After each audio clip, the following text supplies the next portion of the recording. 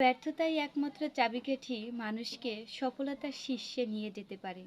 ব্যর্থতাই মানুষের জীবনকে নতুন করে শুরু করতে পারে। আপনি যখন বারবার ব্যর্থ হয়ে নিজেকে প্রমাণ করতে চাইবেন, আপনার ব্যর্থতার ঝুলি যত ভারী হবে, আপনার সফলতার শীর্ষ তত ঊর্ধ্বে হবে। মানুষ তো তখনই ব্যর্থ হয় যখন চেষ্টা করে। আপনি চেষ্টা করেছেন, নতুন কিছু করার প্রতিজ্ঞা নিয়েছেন, নতুন কিছু করতে পেরেছেন, নতুনভাবে জীবনকে নতুন কিছু উপহার দিতে পেরেছেন। একটা কথা মনে রাখবেন, আপনার ব্যর্থতার গল্প সকলে করলেও সফলতার গল্প কেউ করবে না। কিন্তু আপনি যে কাজটা করে ব্যর্থ হয়েছেন, সেই কাজটা থেকে যেটা অর্জন করেছেন, সেই অর্জন কিন্তু অন্য কেউ করতে পারেনি।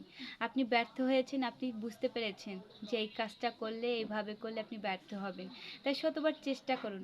একবারে হবে না, দুইবারে হবে না, তিনবারে হবে না, কিন্তু বারবার করলে তো একদিন না একদিন আপনি সফল হবেনই।